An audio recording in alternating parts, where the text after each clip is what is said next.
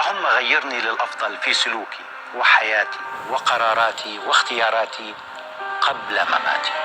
اللهم امنحني سكينة النفس وصفاء الروح وسلامة العقل والجسد. اللهم حقق لي ما أتمنى ولا تجعلني وجعا أو عبئا على أحد. اللهم لا تحرمني خيرك بقلة شكري، ولا تخذلني بقلة صبري، ولا تحاسبني بقلة استغفاري. طامع أنا بكرمك يا الله، فكرمك لا يحصى ولا يعد. اللهم اجعلني طيب القلب صبورا على تعب الحياة، كريما مبسوط اليد. اللهم إنك حسبي ووكيلي وقوتي وضعفي. اللهم إنك أنت جابر كسري، وأنت من يطيب جرحي. يا رب لا تجعل حاجتي أو راحتي ولا سعادتي بيد أحد. يا رب لا تجعل سعادتي أو حاجتي بيد مخلوق من عبادك، ولا تجعل ضعفي أو انكساري إلا لك وحدك. يا رب لا تحوجني لأحد، ولا تجعلني عبئا على أحد، واجعلني غنيا بك عمن سواك. يا رب لا تريني عيبا في نفسي كرهته وبغضته في غيري، واجعلني ممن يرون عيوبهم ويصلحونها ولا يدافعون عنها. يا رب إني أستودعك لساني فلا تجعله يغتاب إنسانا، ولا ينطق كذبا، ولا يقول قولا أندم عليه يوم ألقاك. يا رب لا تجمعني بمن يضمر الشر لي، لا حلما ولا صدفة ولا واقع، ولا تشغل عقلي بما يقلقه، ولا قلبي بمن لا يرحمه، ولا وقتي بما لا ينفعه. وكن لي وكن معي، واجعلني بك أقوى وبك أغنى عن العالمين. يا رب لطفك وعفوك ورحمتك ومغفرتك ورضاك والجنة. اللهم امين يا رب العالمين. صباح الفل، صباح الورد، صباح الياسمين على عيون حبايب قلبي الغاليين المشتركين واللي لسه مش مشتركين. يا رب دايما تكونوا بخير وفي افضل حال، اللهم امين. ان شاء الله النهارده جايلكم فيديو جديد هيعجبكم ورضاكم، بس لو اول مره تشوفونا وتشوفوا القناه يا ريت تشتركوا معانا فيها وتفعلوا زر الجرس ويوصلكم الجديد ان شاء الله. تعالوا بقى نرجع لورا شويه كده بالزمن، ونرجع نعمل الاكل على الكانون، وحاجه كده جميله جدا هتعجبكم وتنور رضاكم. بس لو اول مره تشوفونا كده يلا بسرعه اشتركوا معانا، كومنت جميل منكم يحفزنا ويشجعنا علشان نعمل الجديد كله معاكم. حبايبي اليوم دوت كنت ما كانش عندي غاز، الانابيب بتاعتي خلصت كلها وما كانش عندي غاز، واليوم دوت طبعا كنت محتاره نعمل اكل فين. الجو خلاص بيضلم، فانا بنبص كده نشوف في لمبه في الاوضه ولا لا. طبعا كان ابو سامح حاطط لي لمبه هنا في الاوضه بس شالها، مش عارفه كان عايزها ليه، فالمهم شالها. المهم انا مش ما بنتاخرش لما بنحب نعمل حاجه في الفرن، بنعملها بدري.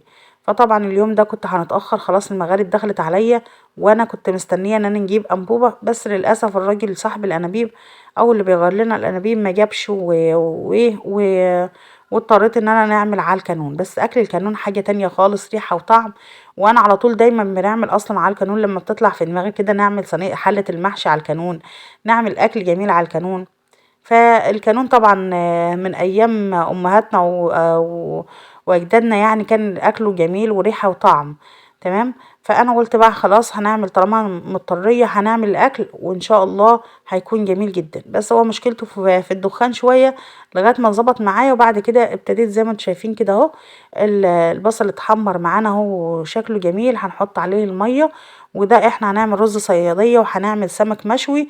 وطبعا كان لازم نغسل الرز كويس جدا وطبعا عملت بقى الرز هنا وصفيته اهو زي ما انتم شايفين.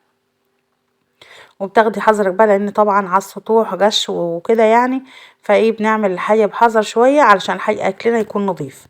هنا طبعا الكاميرا كان خلاص الجو ضلم والمغرب اذن، فايه كملت بقى انا الرز اهو يا حبايبي وخلصته، وايه غسلته مرتين كده بالشكل دهوت. جبت ميه نضيفه تاني وصفيته كويس، وهنحط بقى الرز على الايه الميه بتاعته خلاص غلت. كنت كل شويه نحط كده ايه عود غش لغايه ما الميه ما غلت معايا وبقت تمام التمام زي ما انتم شايفين كده يا حبايبي اهو. الحله بقى ايه كانت شابطه كده جامد، فانا ايه حطيت الرز اهوت وهنسيبه يطيب ونجهز بقى الايه الحاجه اللي هنعملها للسمك. طبعا انا مش هنطول عليكم لان خلاص الجو ضلم عليا، وكان غصب عني لان كنت مستنيه ان انا اشتري انابيب، لكن للاسف الظروف اليومين دول كمان كان الواحد الاول بيملى الانابيب كلها، دلوقتي الواحد بيملى انبوبه بانبوبه. فالحمد لله يعني الظروف الجو ضيق علينا جدا يعني الحمد لله.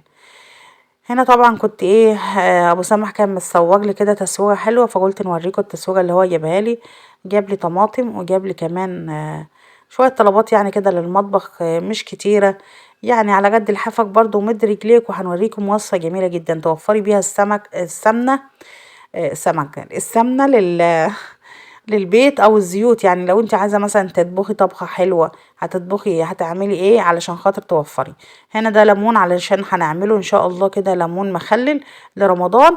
هنعمله من غير ما نسلقه، هيبقى جميل جدا وهيعجبكم. كمان جيب لي بتنجان مكبب اسود، وجاب سفندي الامل.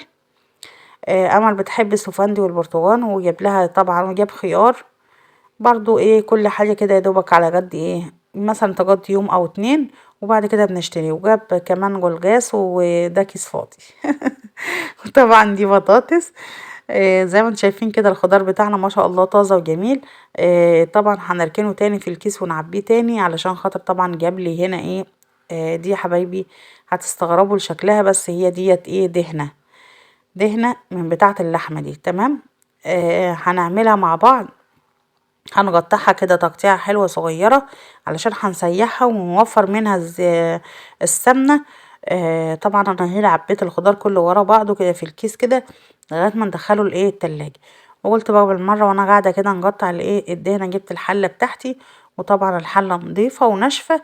هنحط فيها الدهنة بتاعتي. ممكن نحطها حتى كتلة واحدة كده، بس انا طبعا عشان لما بيطلع منها الحاجات اللي هي الصغيرة لما الدهنة تسيح خالص بيطلع منها حاجات صغيرة كده، اسمها ايه احنا هنا في الفلاحين بنسميها يعني اسم تاني خالص غير دهنة، بس هي بيبقى اسمها زي سلاوي يعني كده. ممكن تحطيها على الايه على الطبيخ كده، او الاكل بتاعك اللي هو الطبخة بتاعتك بتبقى زي حتة اللحمة كده. تمام كده. بعد ما حطيتها على النار ووطيت عليها النار وساحت بالشكل ده اهو. شايفين الدهنة احمرت ازاي؟ لازم تكون حمرة كده ولونها حلو، يعني مش محروقة ولا هي ايه. شوفوا لونها جميل ازاي. معايا هنا بقى غزاز زيت هنفضيها عليها. دي غزاز زيت تموين عادية خالص، هنفضيها عليها بالشكل ده اهو. ماشي. ولو عندك بقى يا سلام لو عندك شوية لبن وتحطيهم عليها، وتسيبيها تغلي معاهم، او مثلا قطعة زبدة فلاحي وتسيبيها كده تغلي معاهم وتسيح معاهم، هيبقى عندك سمنة فلاحي 100%. زي ما انتم شايفين كده يا حبايبي حطيت الزيت كله وفاضل شويه صغيرين اهو، ما كنت بنفكر نشيلهم بعدين حطيتهم تاني. بصوا ما هي بردت يا دوبك ايديا كده تستحمل ان هي تلمسها. وجبت العلب الصغيره دي، طبعا كانت علب عندي كان ولاد بياخدوا فيها السندوتشات فما عادش يعني بيروحوا المدرسه وقعدت بياخدوا فيها حاجه اصلا. قلت بقى احنا نستغلها وكده، فضيت فيها كده لان ما كانش عندي علب او براطيم نظيفه. فضيت فيها كده زي ما انتم شايفين اهو. ونزلت بقى السلاوي اللي هي بتبقى الحاجات اللي بتبقى يعني الحتت الدهن اللي فاضله ما يعني ايه ساحت واتحمرت كده اهي بالشكل ده. نصفيه كويس علشان خاطر ناخد منها اللي هو ايه زي الزيت ده لوحده والسلاوي لوحدها اهو. بصوا شكلها عامل ازاي ما شاء الله عليه، وصوتها كان جميل جدا. بصوا ما شاء الله زي الفل. طبعا بنسيبها تبرد، وده طبعا اللي هو بيفضل كده بنحطه برضو كيس لوحده نحط منه على الطبيخ كده بيبقى جميل جدا.